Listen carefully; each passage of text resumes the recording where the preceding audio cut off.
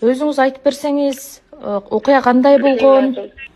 Машинада отурсам, ал машинанын алдынан түшүп, мен жака өтүп, мени зордойм деди да. Мен болсо ал жерде ал балага айттым, мени кой бер дедим, бакырдым, ал баланы сүрттүм, бирок ал бала вообще токтобой койду. Кайра мени дагы мага эме кыла берген болчу. Эми зордойм деп жабыша берди эле. Мен өзүмдү сакташ үчүн ошол баягы эле кылам деп атканда эми озгон өлүп атканда мен ошол эмем келип, мен катуу чыным келип баланы оозунан чиштеп алдым. Сиздер экөөңүздөр тааныш белеңиздер, тойго барыпсыздар, ошону мындай детально айтып берсеңиз, айтып атпайбы? Бул экөө кыз жигит болгон депчи?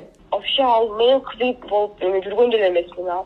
Ошол бала менен эмесен тааныш болчу. Мурдатан бирок ал бала анан кийин тойдон чыккандан кийин дагы бир подружкам бар эле ошол жердечи. Ал подружкам деле эмеге чиштеп атып үйгө ал бала айтты. Подружкам түшүп атканда мен ам түшүргөн болсом мени бала эме түшүрбөй койду. Сен түшпөй тур, мен сага сөзөрүм бар деди.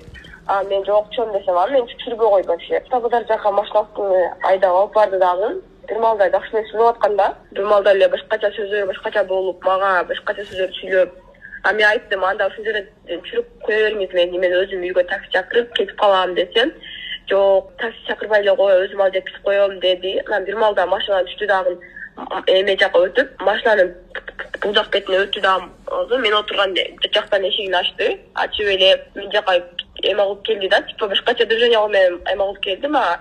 Мен ал баладан эме сакташ үчүн мен ага аша бакырдым, ошол эме кылдым, бирок ал жерде тилекке байланыштуу эч ким жок үчүн мен бакырганымды эч ким уккан жок да. Мен ошол жерден башка айлам жок. Өзүмдү сакташ үчүн анын тилине тиштеп алдым да.